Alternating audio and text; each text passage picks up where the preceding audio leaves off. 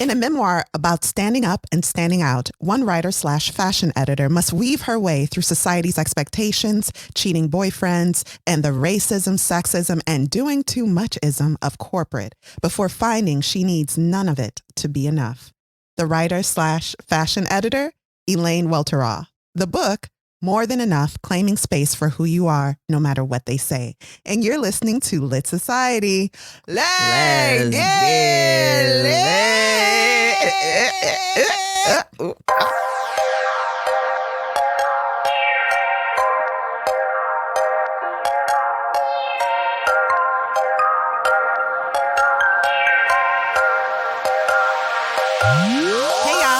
Hey y'all, this is Kari. This is Alexis. And you're listening to Lit Society, a podcast about books and drama. Alexis, how you doing? Girl, shoot, I don't know. I'm here though. Oh, can I tell y'all, get y'all a friend that without you asking makes dinner for you and your man. Alexis surprised us with a 5-course dinner last night for no reason. And I cannot just say, I love your family. I got your dinner. I got a gift from one of your sisters for no reason, and I appreciate it. So I'm waiting for the other 2 sisters to send me something. They falling behind -1. No, I'm just kidding. I love y'all so much. But thank you for that, sis. Girl. And you made everything with like organic, like straight from the farm produce, right? Yeah, straight from the farm produce. The farmer's market is my favorite place. Well, anything else you want to chat about? You want to share with the class? Girl, I got my nails done. I'm going to get my nails done regularly. I think I might do that. It's an investment. I'm going to get back into that, you know. Well, you know I believe in that. But yeah, you went to a salon and had a stranger touch your hands? I did. Wow. Actually, I went late enough that I was the only one there, me and the worker bee. Wow. All masked up. I love it. Yeah, you got to invest in yourself. And yeah, you're masked up. They probably have a little bit of plexiglass to pretend. Yeah, that's a great way to pretend you being safe. It's a risk. It's all a risk. And when I go back in the house, I'm not coming back out. Okay. All right, let's move on. Now, readers, it's time for our theme of the week. As you know, if you listen to this show, each week we choose a theme to discuss inspired by the book we're reading. And this week, the theme I chose is how to ask for a pay raise in the pandemic. In the pandemic. Yes. Alexis, have you ever asked for a raise? Yes. Did you get what you asked for? No. Oh, that's interesting. Talk more about that. I don't know. I remember. Oh, you know what it was? What? I got a boost, yes, which is what I requested. So. Okay, I'm going to change this topic to how to get what you ask for from your employer. Even during the pandemic. Now, I have maybe once asked for a raise. What I've asked for on 2 occasions. One was a short leave. A short leash? Leave. Oh. Yeah, I want a short. Please micromanage me. No, I did not ask for that. I asked to go away for a couple months to Italy to volunteer. And then I asked more recently for a day off during the week for the same volunteer purposes. So I think these principles that we're going to talk about apply even if you're not asking for a raise. Maybe money isn't what you need. Maybe what you need is time. And you need your position to be held and appreciated, even if you only come in, 4 tens or something, 4 days a week, 10 hours or whatever. Okay, so here we go. I'm going to share 4 tips from Glamour UK. And I chose Glamour because the subject of today's memoir worked there briefly. She had a stint. Well, I won't say briefly. She had a stint at Glamour magazine. And then, as we all know, Teen Vogue. And she talked about the, I won't say hypocrisy, but I guess I will, of how you are. Hypocrisy, and she called him out for it. Yeah. A lot of women are told, don't speak too loudly. Don't shake the table. Be happy you have a seat, even if you're not getting compensated fairly. And there were things that she wanted that she was at sometimes afraid to ask for or asked for and didn't necessarily receive at the time. So I'm going to Glamour. Here we go. 4 tips. Number one tip on how to get what you want from your employer, even during the pandemic, is to not ignore the obvious. And I'll include my source in the show notes, by the way, guys, if you're wondering where this article came from. So don't ignore what's going on in the world. We are in the middle of a panorama and folks are being furloughed and still laid off. Although there are a lot of jobs out there and that can actually play into your favor.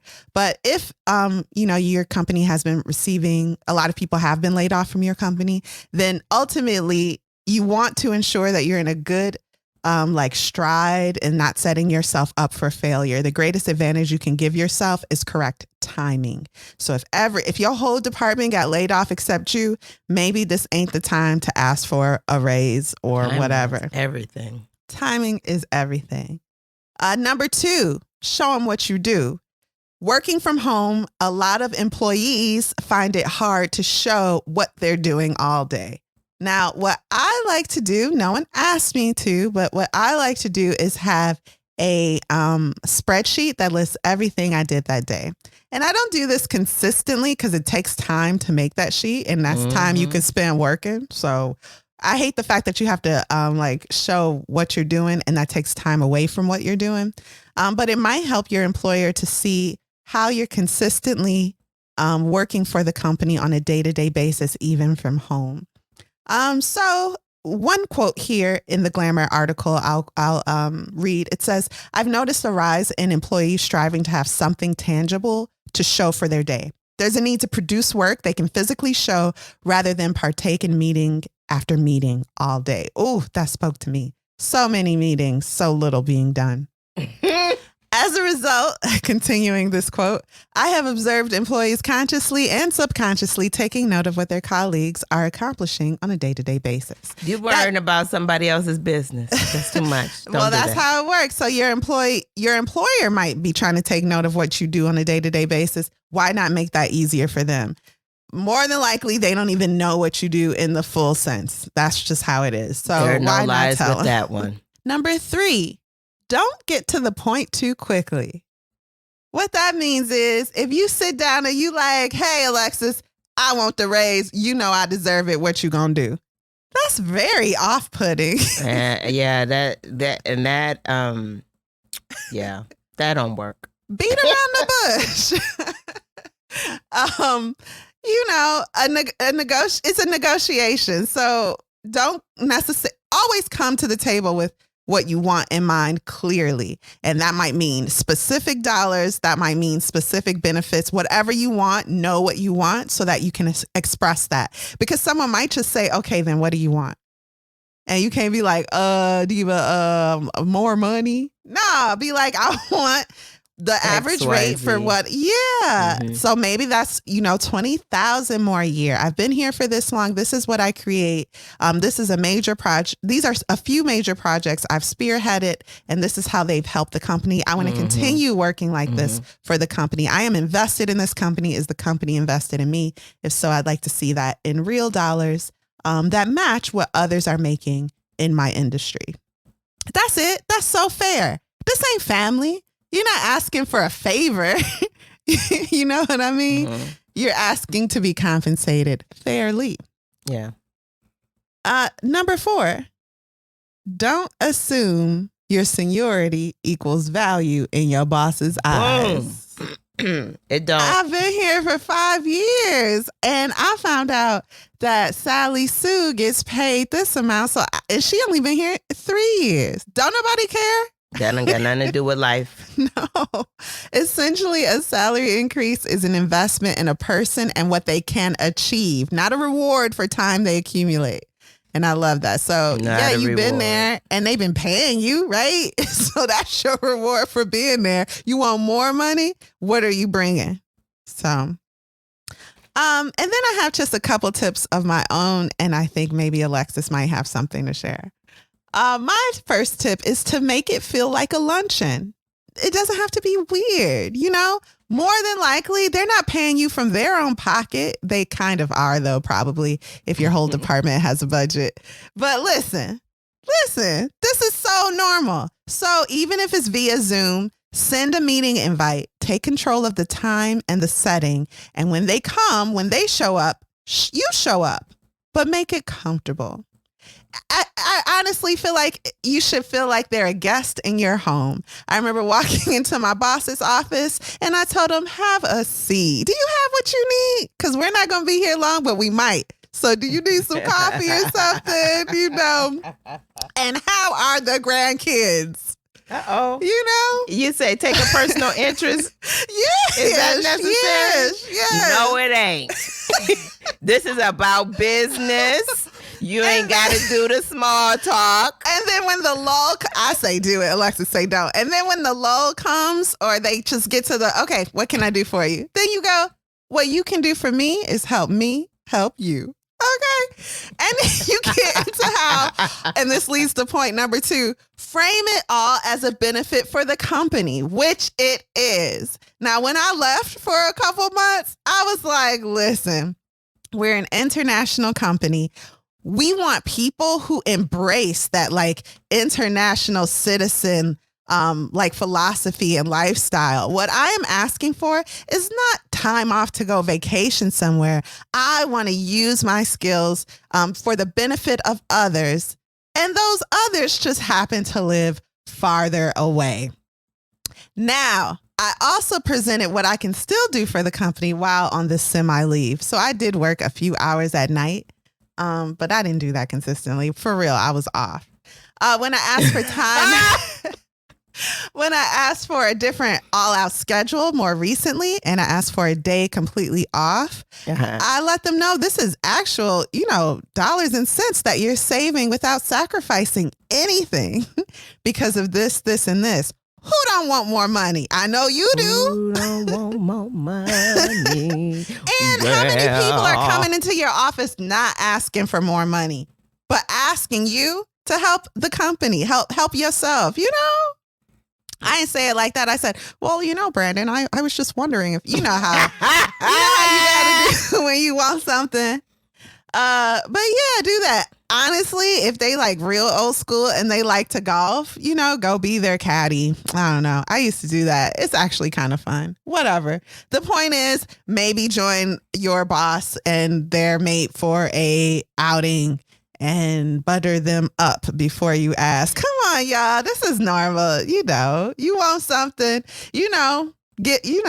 endear yourself to people. I do not know that life at all. So those are my 2 tips. Make it feel like a luncheon and frame it as a benefit for the company. But Alexis, get real with the people. What's worked for you and what do you believe in? I said get to the facts. Facts on facts. Present. And then, there's different styles, right?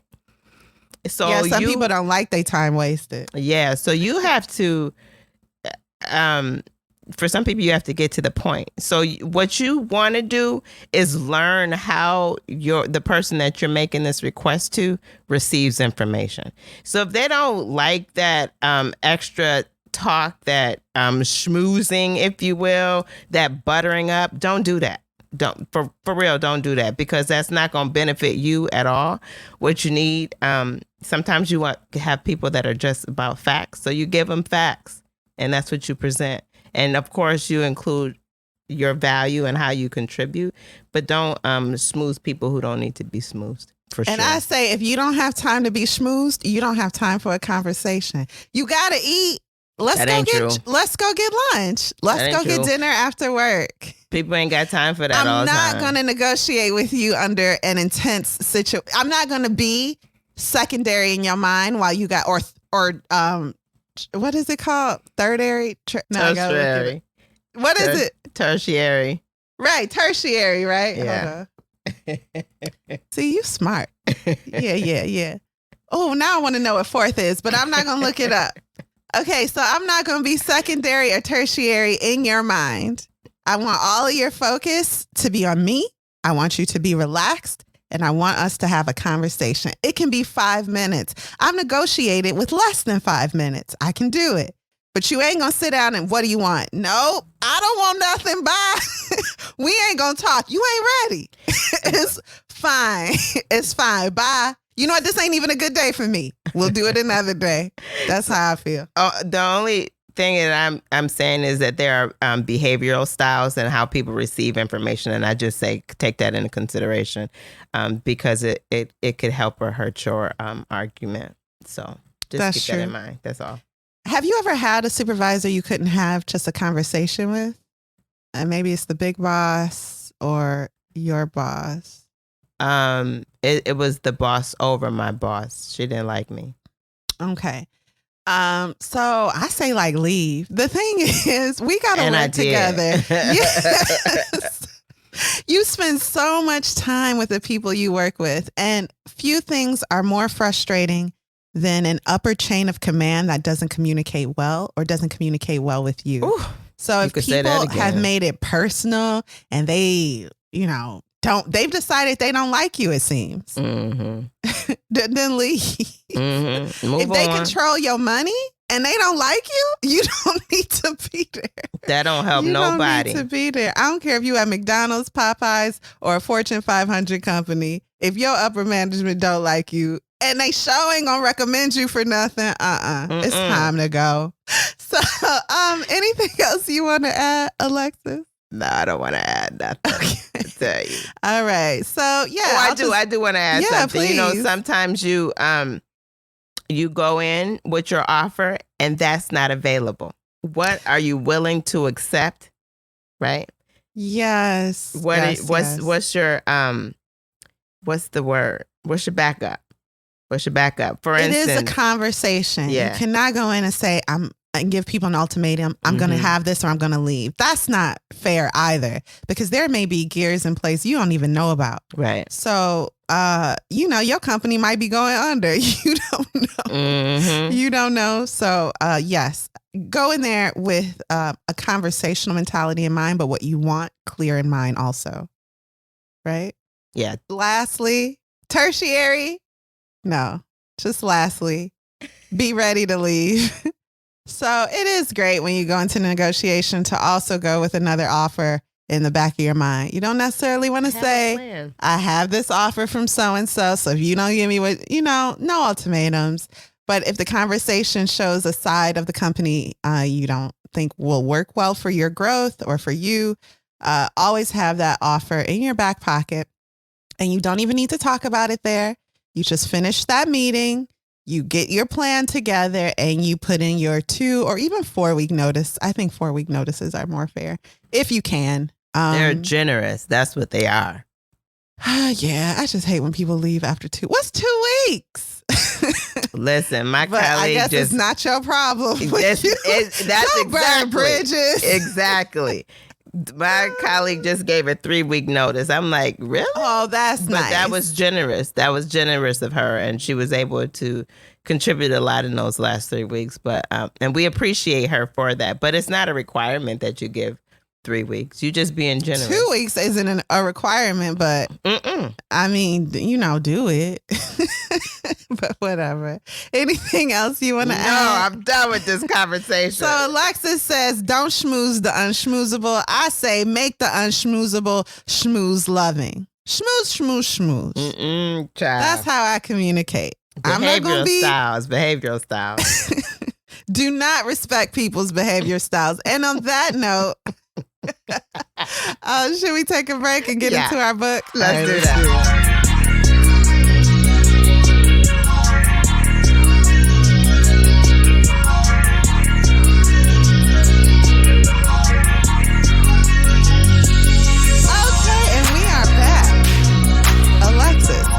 Give us some content regarding Elaine. I was going to say Alexis again. Elaine Welteroth and her motivation for more than enough. Actually, no, I can't give you any of that. Well, it's a memoir, so it's going to be in the book. Point. That's my point. The book gives you the author's details, so I'm not going to dive into it. But what I will say is that the book was published in 2019. It's a New York Times bestseller. It won the 2020 NAACP Image Award for Outstanding Literary Work.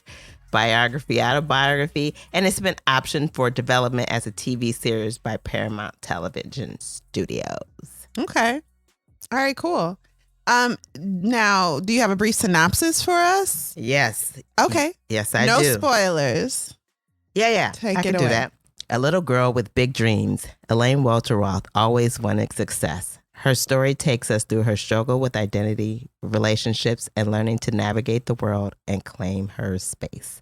Kari, who do you think would enjoy reading this book? Oh, if you love fashion, writing, old school magazine glossies, if you want to have a behind the scenes look at what a Black editor of a major Condé Nast publication went through to get to where she was and all of that, that's fun. You'll enjoy this book. And what about you, Alexis? What were your first thoughts of More Than Enough?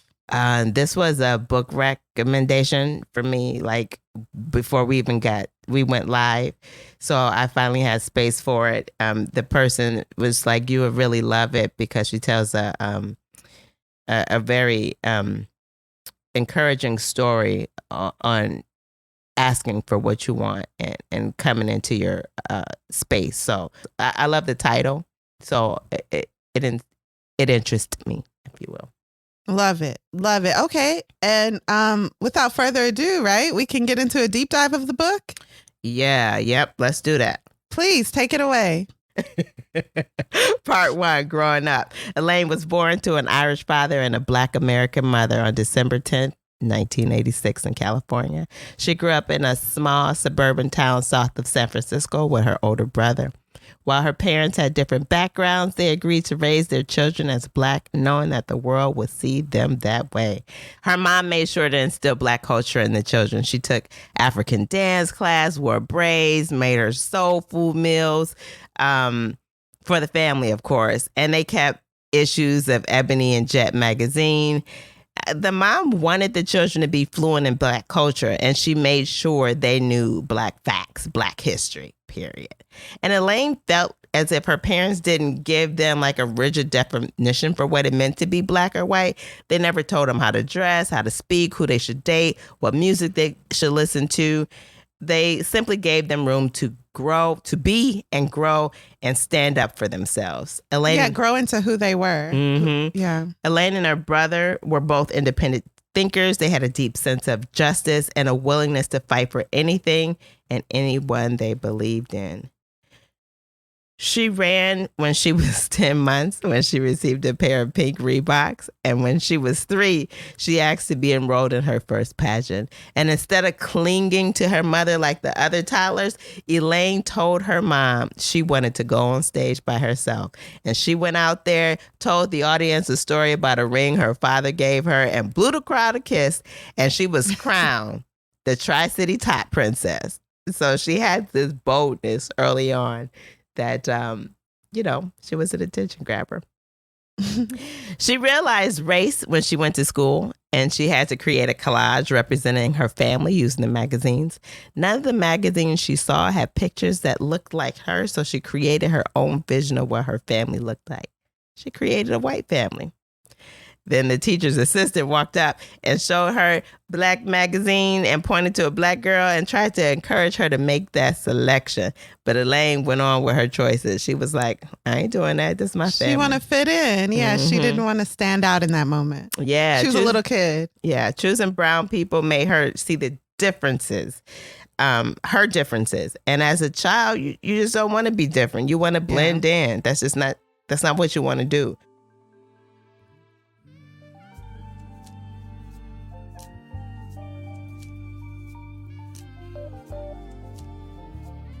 Choosing a Black mom was harder.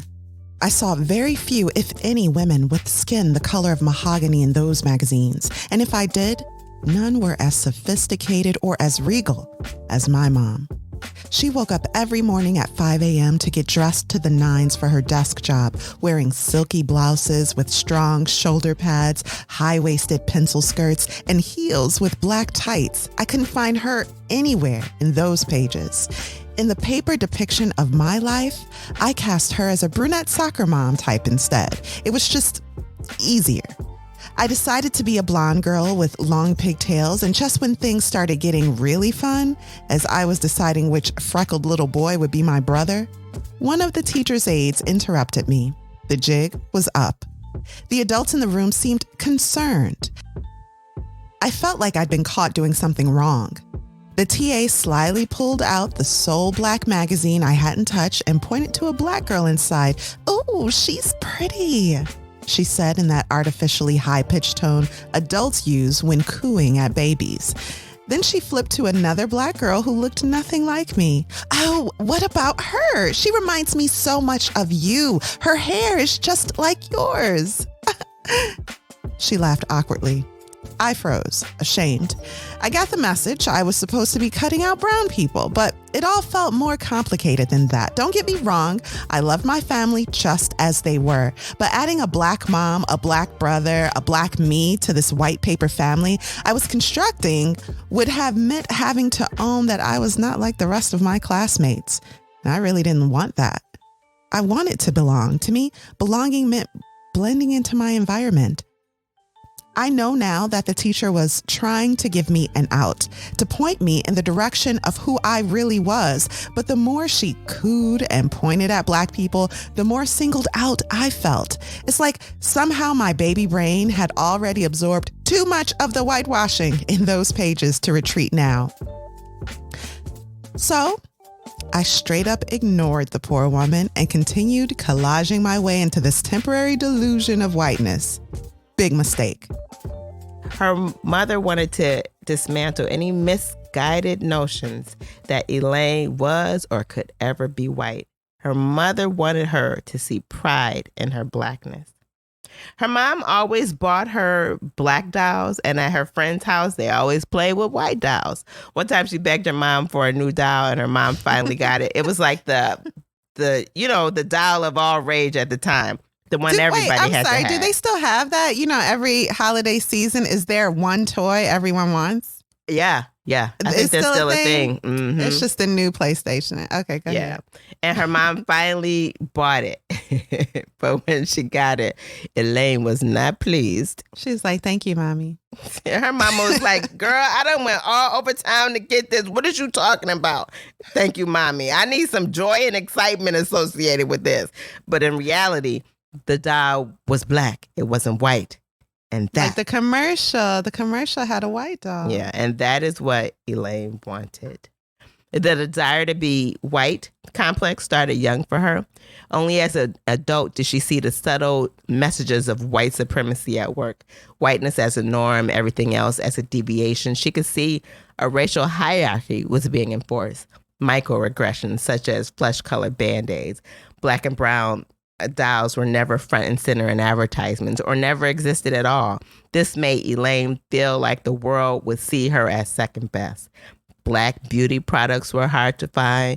Ebony and Essence were the only magazines with women on the cover. With black women on the cover, and they weren't easy to come by. Kari, do you remember ever wanting to be white growing up? No. Nope. Next. No, I do not. Do you? But even as black children, sometimes that happens. It does happen. And yes, you don't have to be mixed race to do it. It's just the images you see. I think I remember not wanting to be white, but wanting long hair. Oh, so this is a good question. Yeah, I do remember asking my mom, why are white people so beautiful? See, there you go. You started early, huh? Yeah. So that's the thing. But those are the images that are on TV. That's all you see. And you see white models and actresses on TV. You like, is this what white people look like? Mm-hmm. All of them? Yeah. Part 2, seeing the life she wanted. At 8 years. I'm so sorry. Real quick. When I had spent a couple of months in another country, I befriended, one of my closest friends was Ghanaian, and she was telling me how, Black Americans, because of the mixed blood, really are just beautiful people. And I said, how many Black Americans do you know personally? She responded, none except me. But she watched TV shows with Black American actresses. And I said, yeah, they're models and actresses. And then we went to a big convention where there were like Americans and they did not look like, the cast of Girlfriends. So that says a lot, not just about like growing up Black in America, but just seeing a whole culture through what you're fed from the television. Exactly. Part 2, seeing the life she wanted. At 8 years old, Elaine and her friend Claudia, who was was Claudia Hispanic? She was Mexican? She was Hispanic. I don't remember. I think Mexican. Okay. But I'm not for sure. And so her and her friend, they created a magazine, a beauty salon for a business. Now, they didn't make no money, but they had the customers and everything. They had a little beauty shop in the backyard. Yes. And this So gave Elaine a taste of the life that she wanted. She was at this tender age making collages. She was, she had magazines and she put the shiny stuff on it. She was putting like saran wrap or something to make it look shiny. Yeah, she was really trying to make it big so her customers could come in and have a good experience. She imagined herself being Barbara Walters and Oprah, interviewing only the most important. You know what her favorite show was? Girl. Oprah Winfrey. No, Lifestyles of the Rich and Famous. You remember that show? Robin Leach. No. Yes, with Robin Leach. I had to keep checking, like, how old is she? But she just got an old soul. Yeah. So there weren't many people of color on the show, but it allowed her to imagine the life that she wanted for herself. Her mom had a friend she called Aunt who owned a hair salon, Aunt Janet. And Aunt Janet was her role model. Aunt Janet had the life that Elaine aspired to. Wait, she had a fancy, antique Mercedes-Benz. She had vacations to Jamaica. She had clothes. She had outfits. She had body. Okay, and she had the freedom because she ain't had no kids. Big walk-in closet, well-decorated apartment. Elaine spent time there. She spent time with this friend, and she was in the salon all day while her mom was getting her hair done. That's a thing. That's what we do, Yeah, it is what we do. Oh, the torture. And she would watch the women come in and get their hair done, and she would create stories about them, and she would idolize these working women. And she only saw this. So she got the salon, but the next time she would see this is in magazines, the Essence magazines. We could hear Elaine's love for magazines, and she recognizes what spending time in a beauty salon did for her. It helped her to see the beauty and plurality of Black womanhood, and it gave her the counter narrative she needed to see herself and her possibilities. Early on, her dad saw her writing ability, and he encouraged her to continue writing. Elaine was an overachiever, and she strived to be the best at everything, no matter her circumstance. Kari, did you look at magazines, these magazines when you were younger, Essence, Ebony, or what were the magazines Alexis you looked is being at? silly. Okay, so anyway, it is known that, it's known, the world knows. Yeah, the world knows. That I have a deep, deep, deep love for glossy magazines. I think they're outdated. I think they're hazardous to the environment, and I will never stop buying them. I loved Honey, Suede. She talks about Suede. I remember Suede. It was awesome. All those Black beauty magazines that were like true glossies, loved them. But I also love Vogue, Bazaar, and I still buy them. So to answer your question, and I've pitched articles. I was actually working with a couple magazines. Oh, this is heartbreaking. Like 3 years ago. And to get your foot in the door is very hard for a freelance writer. But I had a photo story that I wanted to write about Lollapalooza.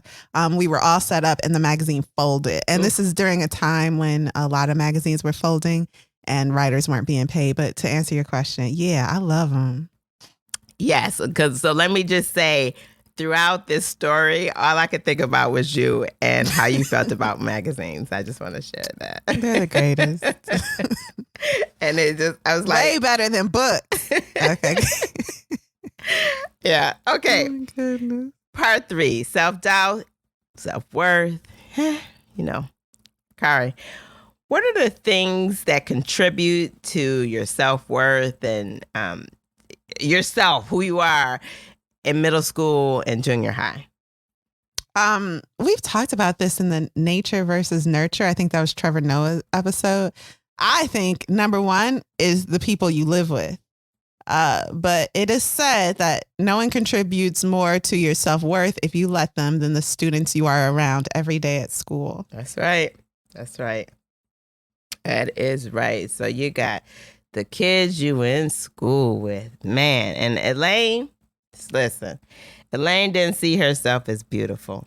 According to a ranking by the 5th grade boys who decided to rank the girls from pretty to ugly, but ugly, she found on a balled up piece of paper. Now, she don't remember her exact rankings, but she knows she didn't rank up there with the pretty girls.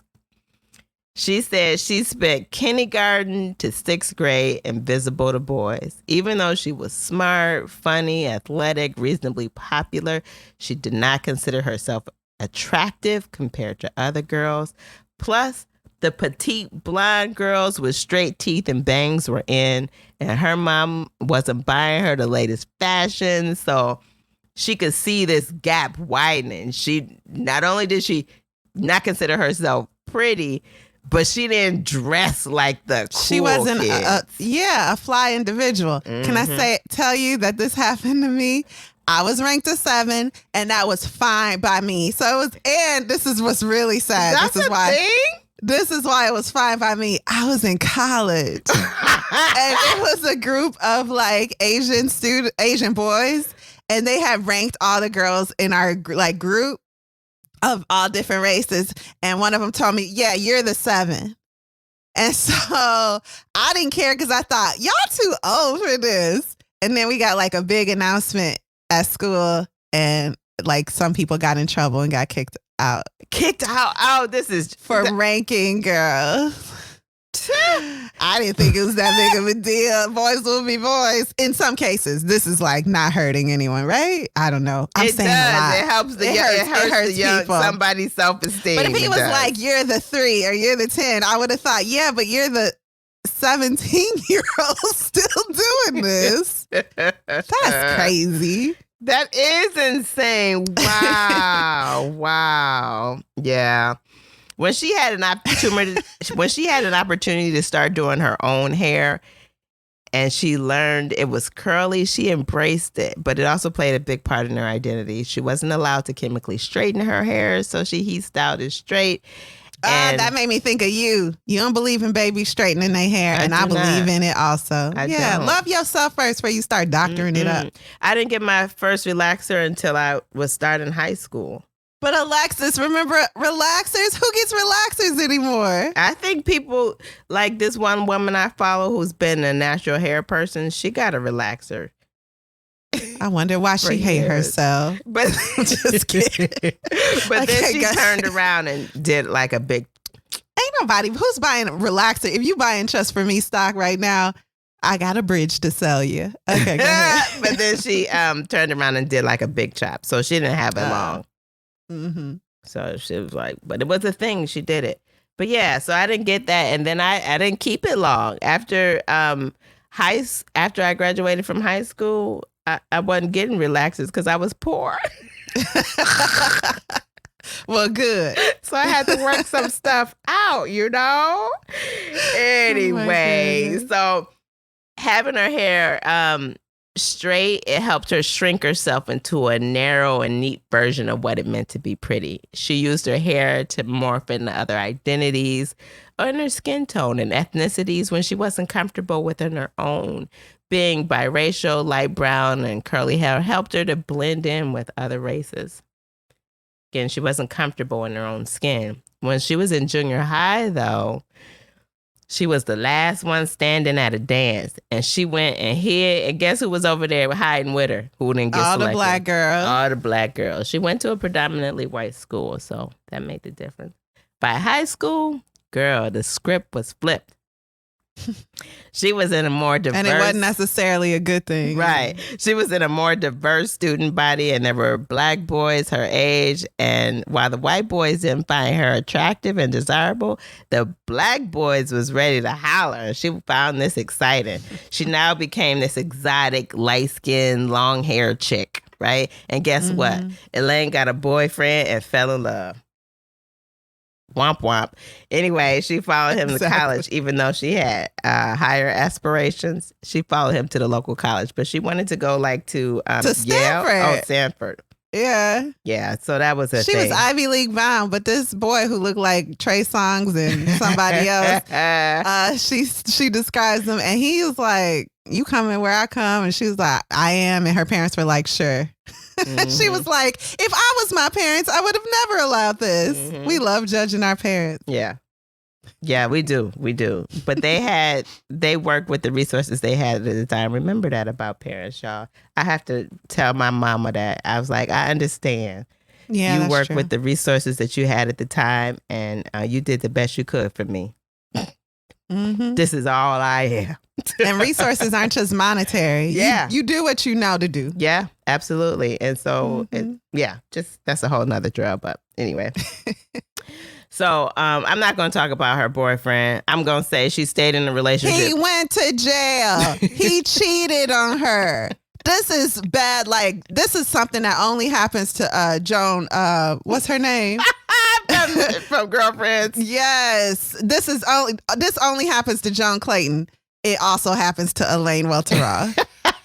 Like, where are your friends, girl? Who allowed you? But see, people like this, they keep secrets from their friends. Ooh. Because if you told your friend, she did. Yeah, she did. That boy was in jail. She hardly told anyone. I don't even think she told her parents. She was waiting for him when he got out of jail. He was the type of guy who was living on campus but not going to school. Just no future in that relationship. And she stuck beside him. Of course, stick beside him. Yeah. Yeah, I'm gonna stick beside him. So she didn't. So the lessons that she got in that relationship, they didn't quite register yet. They transferred. She didn't quite transfer those lessons to the next relationship as quickly as she would have liked. So her relationships were like that for a while until she, came to appreciate herself and a lot of things. So. Moving right on, part 4, identity and growth, opportunities, and advancement. While Elaine was in college, she found a professor that she connected with, and that person became her kind of a mentor, the mentor. They formed a mentor-mentee relationship, a friendship. She really valued this person. The professor taught Intro to Rhetorical Criticism. The class was designed to introduce techniques and strategies for analyzing messages of persuasion from mass media. And through an in-depth study of the song by India.Arie, I Am Not My Hair, Elaine learned to choose her own Blackness and embrace what it meant to be in Black America. What her mom tried to instill in her while growing up finally started to click, and Elaine felt empowered. Remember Aunt Janet? Well, Aunt Janet had a daughter named Shay who was a publicist at an entertainment PR firm and was able to get Elaine an internship during her college winter break. During the internship, what is that word? Internship. Yeah, that's it.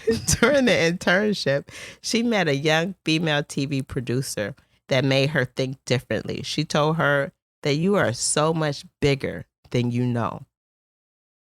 And through this opportunity, like the next day, Elaine was sent to cover a Warner Brothers musical showcase as an on-air reporter.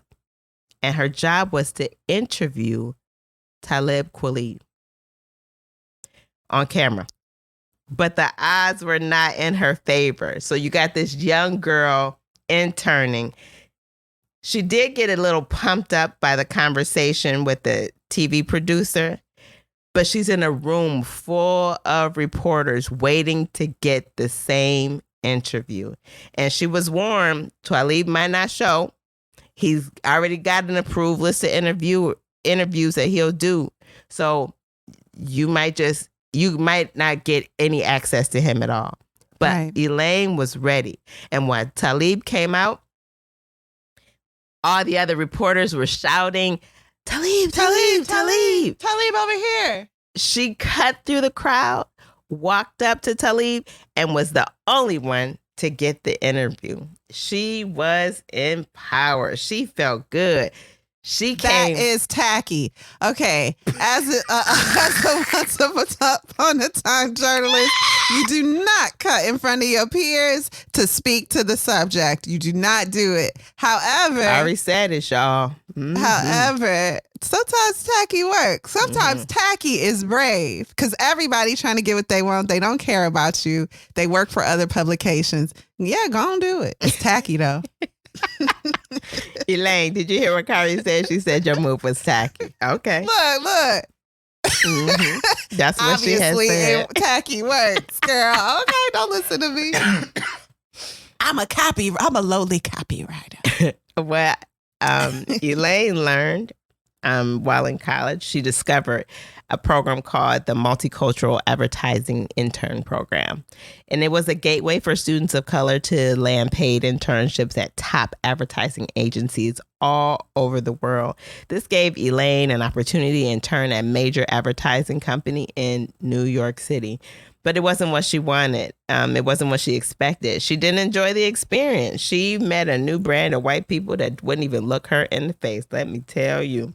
Yeah, these were East Coast Ivy League white people. And she was like, at least in the Bay, we like kind of shared a common culture with the Bay culture. But these people were both classist, racist, and they wouldn't even, sexist. They didn't see her. She was invisible. She was invisible. But through that experience, she met and confided in and commiserated with another student and began to rethink her life plan. Advertising was not it.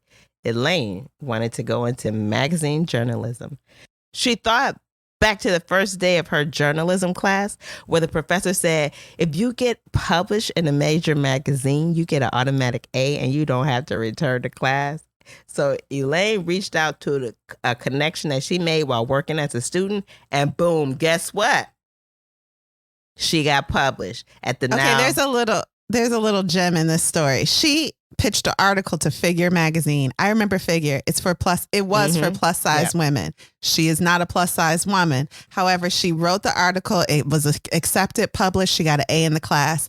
If you're trying to get your work out there, look beyond your own niche. Oh, that's a gem. That is a nice little gem if you're in this area. Yeah, especially if you're trying to build up your portfolio, go where the people ain't. And, show them what you can do. So she was able to publish for this magazine for a while and not go back to that class. But through this... No, she just published the one article. I thought she did too. No. Mm-mm. Okay. Elaine found out that she was finishing school sooner than she expected and needed to find something before she finished. She thought she had like a year left. She only had a semester. No, you're graduating early. Yay. And she was like, huh? Shocked. I don't know what I'm going to do in my life. She wasn't ready. She thought she still had time. Elaine knew from a previous internship that she needed to find something she loved because she would spend the majority of her waking hours there. Flashback to a discussion that we had with the thing. I don't believe in that. Do you love what you do? Where Kari doesn't believe you have to love what you do. You better make that money. Let me remind you, that's from the episode Convenience Store Woman. Okay, Kari?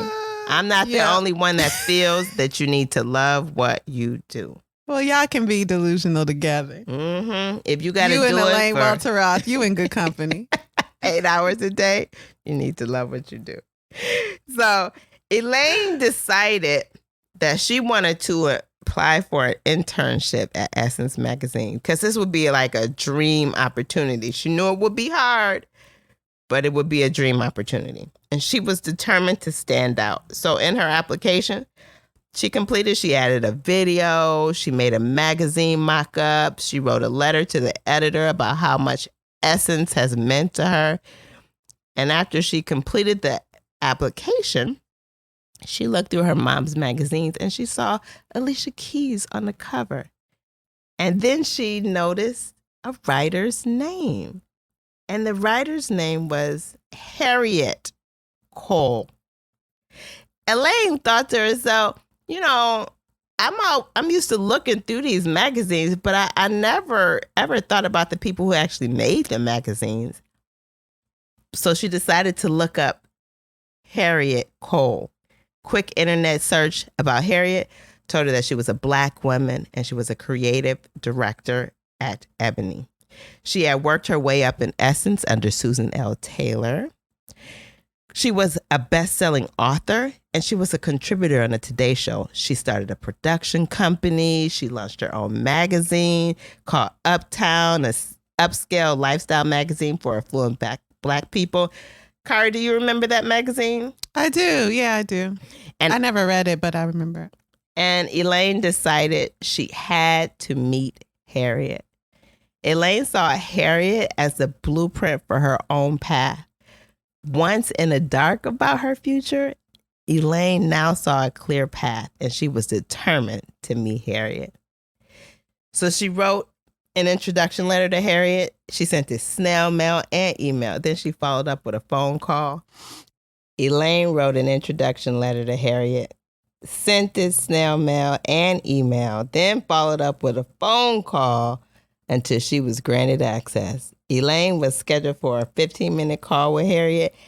They spoke for 45 minutes. And as they wrapped up the call, Elaine said, "If there is ever an opportunity to work with you, please do keep me in mind. It would be an honor."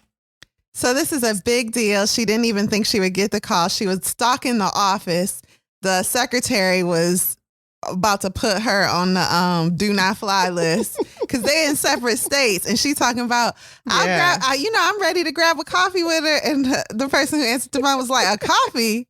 We're in California." She's like, "Oh yeah, I'm there all the time." Or where was it? Not New York. New York, yeah. New York, and Elaine was in California, and she was like, "Yeah, I'm bi-coastal." She wasn't. I stopped by in the morning with the coffee. Yeah, how she like it, how she take it. So she was ready to do whatever it took. And I think it was on that note, like she's like, this lady desperate. It made me crazy. 15. She said, "Do not fly here. We are gonna see what we can do. We'll do the best we can for you, ma'am." Yeah. Anyway, so after Elaine graduated, her goals were clear and written out. Plan A, land paid internship with Essence.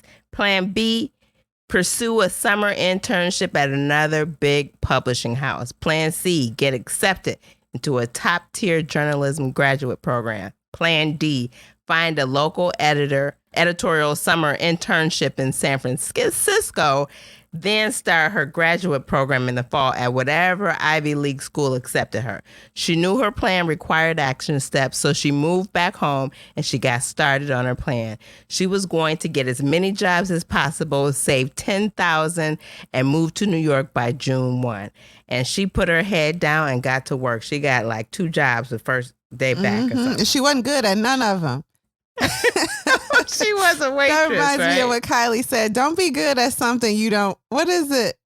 Yes, that's what Kylie said. Something like, don't try to be good. Kylie Reed, the author of Such a Fun Age, told us basically, don't try to be good at something you're not trying to do. So you might be, I think in Elaine's case, she was a hostess maybe for a restaurant or something she was doing. She was a waitress, but she had she good couldn't remember the orders. skills. She was dropping stuff, but she was chatting them up, schmoozing, and she'd take home good tips. Mm-hmm. Yeah, that was the thing. But guess what? She got the call back from Essence. They accepted her as an intern. And when they asked which area she wanted to work in, she said, "I'm just happy to be here. I work a janitor job.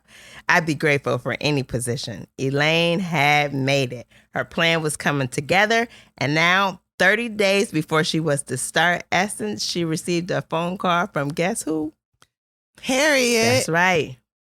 Harriet Cole. And Harriet Cole offered her the opportunity of a lifetime to interview as Harriet's assistant, since Harriet's assistant would be moving to Italy. And to interview, she was offered an opportunity to work as a local production assistant where she would be paid $250 for the day. Elaine jumped at the opportunity. The day of the event, I think it was just the next day. So she drove over to the town where it was. And there was no real job instructions given to her. And she was told not to speak to the talent. That was like the most important thing. She was given a title. She just didn't know what the title did. No. Oh, I see what you're saying. Instruction. She wasn't given any instruction. Yeah. And when she arrived, she learned that she was handling the cover shoot for Serena Williams. She had met... she wasn't handling it. Like, she was supposed to be there to get people coffee if they needed it. She was a production assistant. I don't know the job title. So she had stuff to do. And she was there. Don't diminish her work. Don't do that. It's a production assistant, so you there to get whatever people who can't leave the set need, which is usually Don't diminish coffee. her workload, okay? Don't do that. Don't do like that. It's always a hater in there, ain't it? It's always a hater. She turned something into everything. She did well. Mm-hmm. There you go. But anyway, when she got there, she met a woman who had worked for her Aunt Janet, and she was Serena's hairdresser. So Elaine was introduced, and Serena was talking to her, even though she wasn't supposed to be talking. She was like, but she talked to me. She talked to me. So by the time Harriet arrived, everything was under control, and Elaine had established a good rapport with everyone on set. Elaine even spoke up about what Serena should wear for the shoot. Harriet didn't tell Elaine to stay in her lane when she made the suggestion. Instead, Harriet followed Elaine's advice, and Elaine came to see Harriet as a woman boss that elevated everyone around her. She was representative of a true leader who stands in her power without making the people around her feel small. Serena wore the suit Elaine suggested, and it made it to the cover issue. Harriet hired Elaine that day, gave her the same money that Essence offered her, and Harriet told Elaine, "I've been where you're trying to go, and the opportunities that you'll have with me, they're not available at Essence. So this is better.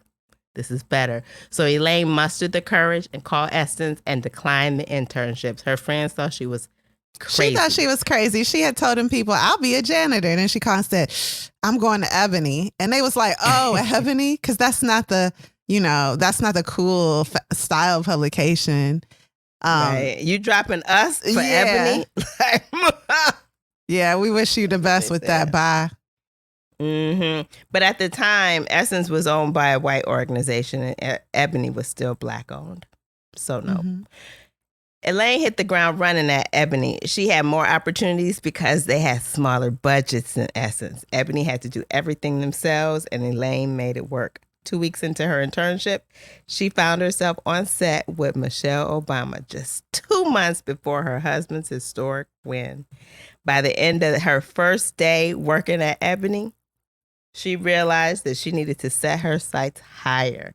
Her goal, make her way to Condé Nast, the most prestigious international publishing house of all. And it included magazines like Vogue, Vanity Fair, and Glamour. Yeah. Elaine had never imagined herself at any of those titles, and she never saw herself on the pages of those magazines.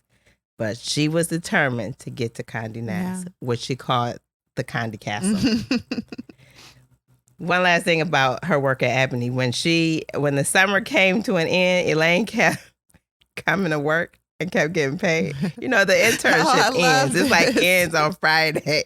But she just kept coming to work. And they kept paying her, so she kept coming. So one day she changed her title from editorial intern to production assistant, and she took on more responsibility. And when Harriet's assistant finally left for Italy, Elaine had taken on the bulk of her responsibility. So she went to Harriet for a raise and a permanent position. Elaine asked for 20. They came back with 12. Elaine said, let me think about it. And then say, well, I really can't do that. Can y'all rethink it? The recession was in full swing. People was losing their job left and right. The people at Essence, where she was an intern, they're all gone. Nobody's stuck around there because, they were in a recession. She called Harriet to tell her she couldn't see herself doing that work for less than 20 and asked the company to reconsider and to apply a little pressure. She didn't show up for work the next day, y'all. She did not show up for work just to see, you're going to see what it's like without me.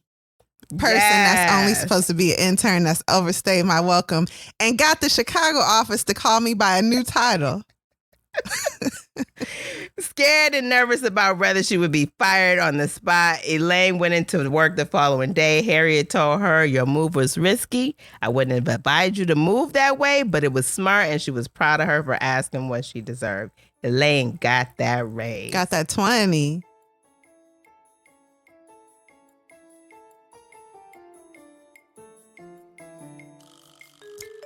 The recession was in full swing, and people in publishing, as well as in practically every other industry, were losing their jobs left and right.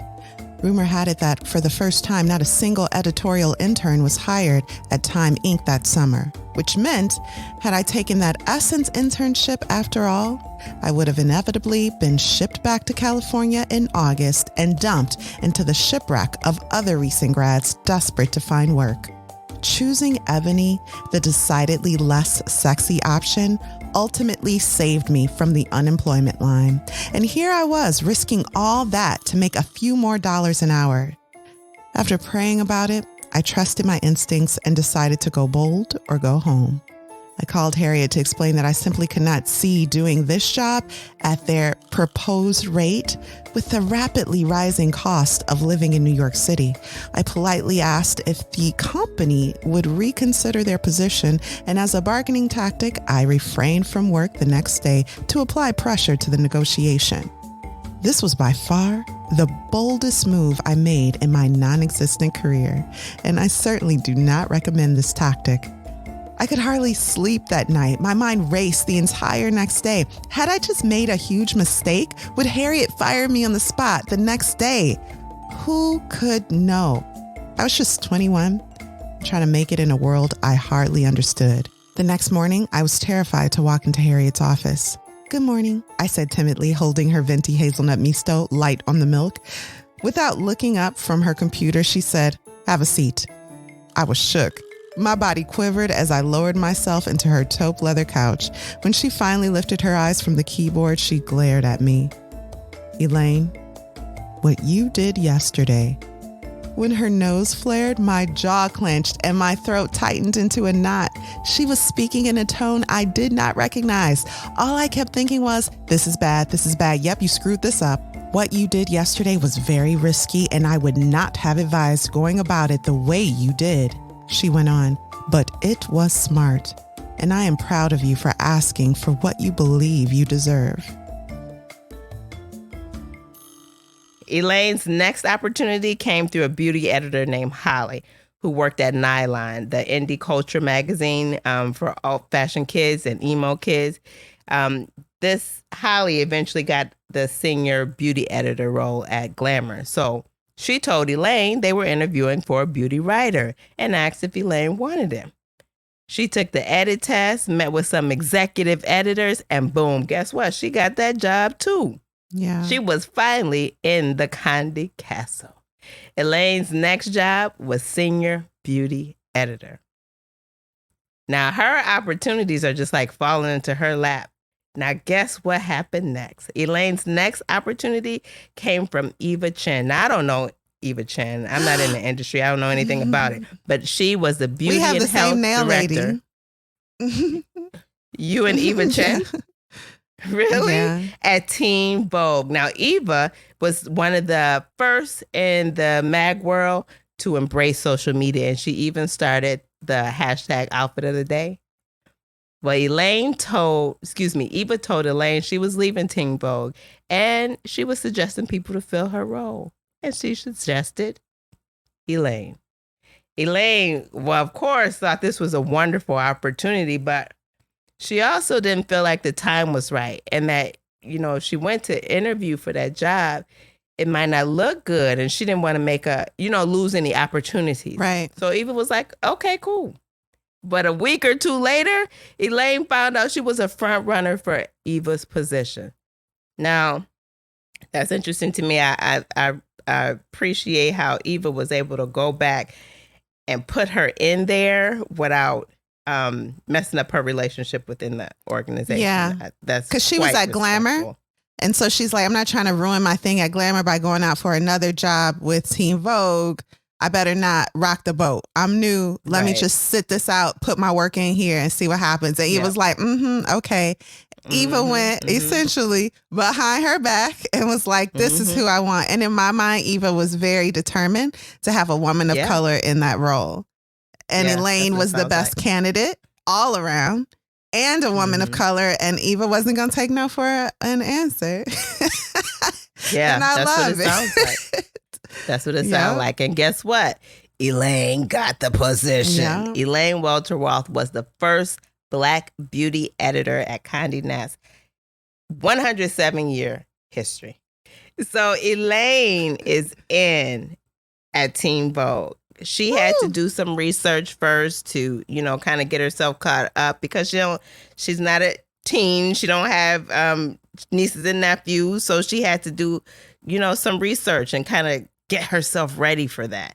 And she did that because, we've already learned she's like a go-getter. She strives to be the best at whatever it is she does. So now here she is, Teen Vogue, and she's determined to make a change in all that's going on. She's going to improve, put the cultural spin on Teen Vogue. During this time, she is living life, reconnecting with parts of herself through the help of a friend who took her to Africa. She sat on the floor and received some Senegalese twists, came back to corporate America with those twists as a representation that she doesn't have to white herself up to be accepted, to be professional, or to be beautiful. She was motivated, not just by this, but also just by the experiences she had in life to talk about how hair is so political. And then there was remember Zendaya was on the runway and someone said her twist basically must smell like weed. That's racist. So she wanted to shine a light on the beauty of African hair, the regalness of it. And how and just draw people's attention to the fact that you don't see it as beautiful, you don't see it as professional, but you see it as fun, and you want to do it when the festival circuit comes around. So what's that about? Let's enlighten you. This is a teachable moment.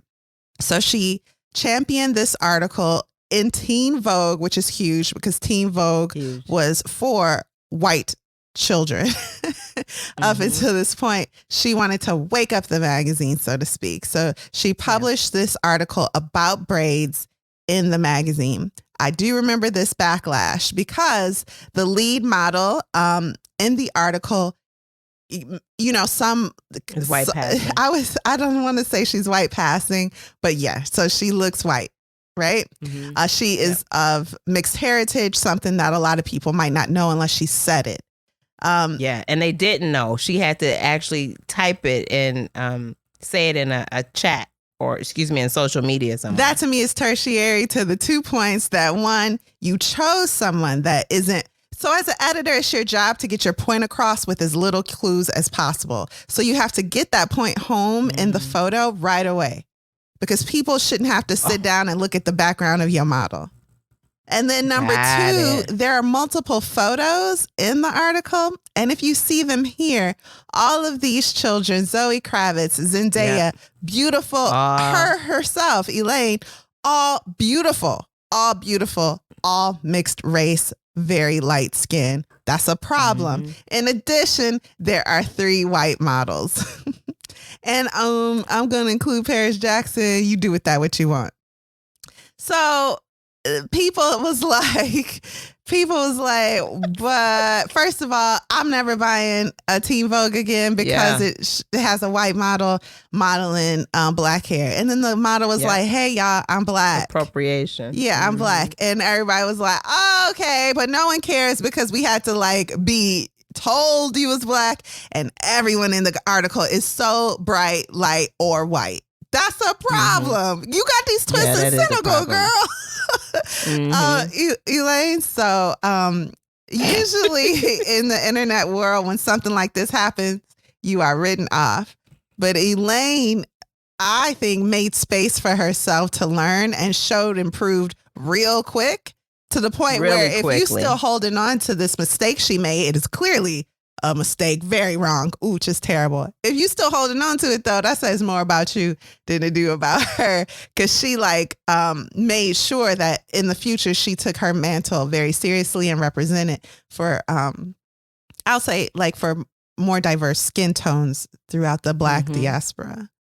In a magazine, again, that forever was just for white children. So you really are asking her to undo what's been done for a gajillion years. But yeah, some years. But yeah, that's what, because it's across the board. Those magazines are white, white facing, if you will. Also, somewhere around this time, a guy who had the best game in the world, who she was dating, I want to say for 3 years, and thought she would marry, was cheating on her in the worst way. There may have been a secret pregnancy. It was with a coworker. He came to town, visited the UN, did not take her, took the coworker and the mom, but was like, there's nothing going on between me and the coworker. That was a lie.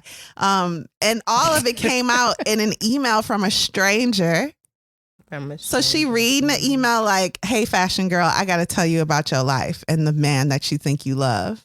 And she's like, this is crazy. Someone's obviously stalking me. It came to be that this was true, and she still did not leave him for a few more months till her mama came to town and was like, if you call his number again, I will break every single finger on your hand. No. Basically, her mom was like, oh, shoot. That was me. Okay. So basically, her mom was like, we love you. Your friends love you. I love you. Next time you want to call someone you love, that's not him. He don't love you. Call us. So there we go. Yeah. Yeah, I'd be one to talk about the men in her life because they was trash, and beyond trash. But they did have an effect on her growth. Her life. Yeah. Honestly. And it's real. And pushing through. Yeah. Yeah. So as she's, moving and shaking through where's she at? Teen Vogue. She's at Teen Vogue. Yes, she is finally. So the situation arises where they going through some changes. The economy is probably bad, and somebody gets pushed out, and they make a scenario. What is the woman's name? Anna Wintour. Anna Wintour calls her in her office. This is huge. And she's like, this is what we're going to do. You're going to be what's her role? Yeah, so you're going to be editor-in-chief, but you're basically one of 3 heads. Also, but she didn't tell her that right away. That's right. She didn't tell her that right away. So she's like, okay, and up until I got to think about this. Yeah, up until this point, Elaine has she's been very good at making sure she gave herself the time and space to consider every major decision. However, Anna Wintour is Anna Wintour. So just because you work at Teen Vogue don't mean you get in meetings with Anna. This was the second time she ever even breathed air with her. It's a private meeting in the office. Anna's like, I love you. I respect you. I think you are what this publication needs. We're making you chief editor. And here's the press release we're releasing in less than an hour. Sign it. Oh, and if you don't sign it, you're just not here anymore, basically, is implied. Pressure. And then, she came onto the role as editor, realized she was one of 3 heads. Her pay was nothing like it should have been. Nothing was right. And this is what she's realizing in private, while publicly, Black girls all over the world are like, yes, one for us. Yeah. And she's like, oh, I'm not comfortable with that. Yeah, it felt like an imposter situation. Yeah.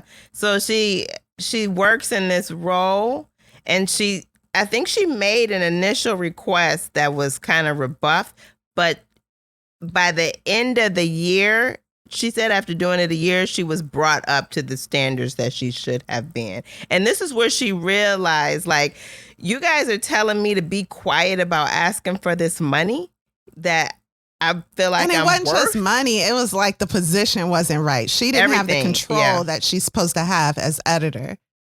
like a token. She felt like it was like publicly you can get the praise for having a Black editor, chief editor, editor-in-chief, but you're not really giving me that role behind the scenes. And she felt diminished in that way. So when she's bringing it to HR, they're like, you need to really be quiet about this. And she's like, well, that's odd, because in our publications, we telling women how to do this, and you shushing me. Exactly.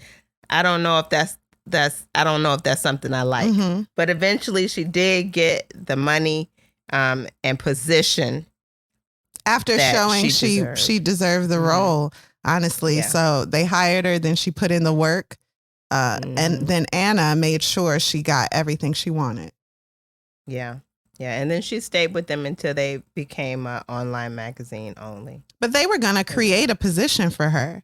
And they were willing to. She was, Brother Vale, the designer of that line, is Black owned too, but she has artisans all over the world that create, I love their shoes. So they create beautiful leathers and things like that. But anyway, that's like one of her closest friends. And she, I think her name's Angela James. She had a party for her and all her friends were there. And it was the perfect opportunity to tell a select group of people, this isn't just my party. This is my changing paths in life party. And she decided, no, Vogue, you don't need to write a new position for me. I'm going to leave and do something else. It's time to move on. And they gave her, and they wished her well. Anna Wintour wished her well. She did not burn a bridge with that exit. So that's the story, folks. Shall we take a break? Sure, let's do it. All right.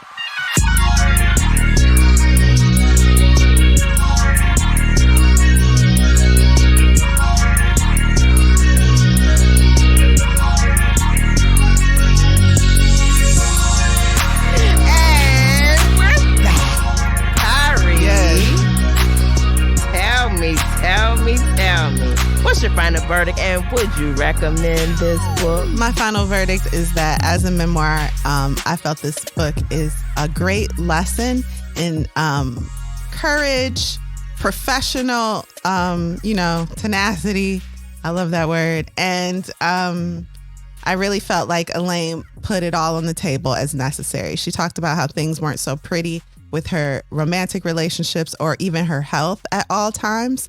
But this was her path in life. And she was on most people don't graduate college and get into what they went to school to do, especially writers. And it wasn't like she had the connections as a kid or anything. She made those connections. So for anyone, this book is great for someone who 10 years ago wanted to get a start in writing and wanted to see how it was done. Now things are a little different, but you can be published, especially with online articles for online magazines, online publications. But she made sure to contact the right people to present herself in the correct way. And she did the work. She's a talented writer, a skill that her father saw in her when she was very little, and she honed in on that.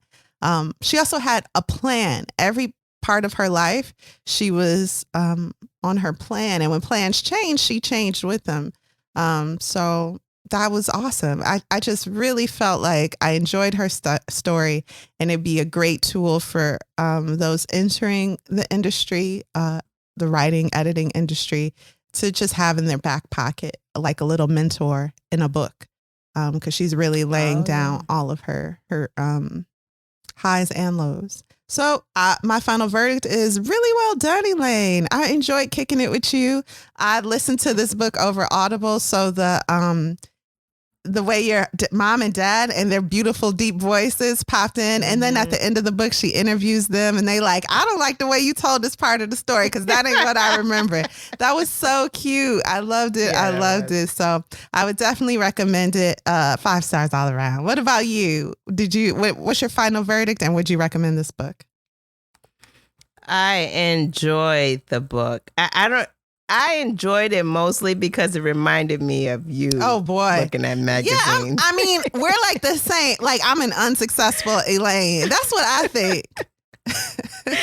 I'm like, this could have totally been Kari she chose that, path. Yeah. That I could totally see that being you. It was just so fun. It's like I'm reading Kari's path. This is so cool because I just think about all your magazines and your fashion. It's like, that's not me at all. I mean, I don't know why you think that's not my thing.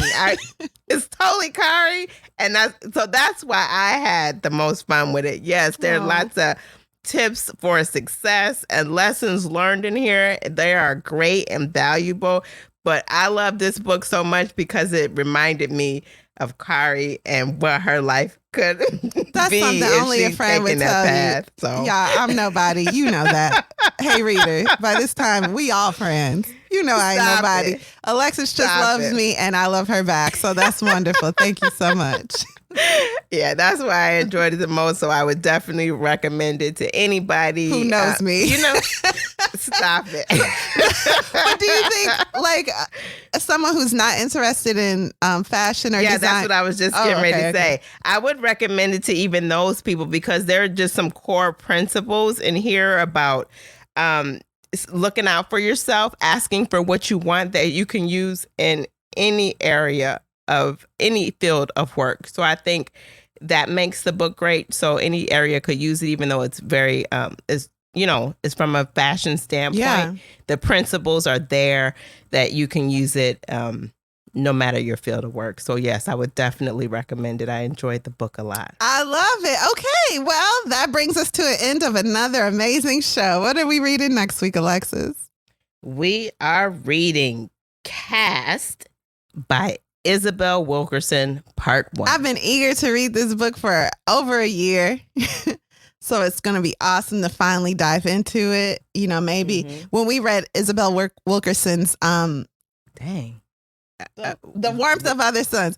When we read The Warmth of Other Suns, Isabel Wilkerson's other nonfiction, we interviewed our family. We got to know our own past a little more. Perhaps we'll do the same with Cast or bring in some new goodies. We'll see. We'll see. But thank you guys for listening. We'll see you next Thursday. Lit Society is brought to you by Alexis Honoria and Kari Herrera. Support the cause by leaving a 5-star review for our show on Apple Podcasts, along with a comment about why you absolutely love us. We love y'all too. If you've enjoyed what you've just heard, tell a friend about Lit Society. Visit litsocietypod.com for show notes, this month's book list, and to sign up for our amazing email newsletter. Also visit litsocietypodshop.com to shop our merchandise. It is comfy. It is fun. We have homemade candles inspired by the books we read. It is great. Again, litsocietypodshop.com. And until next time, readers, read something.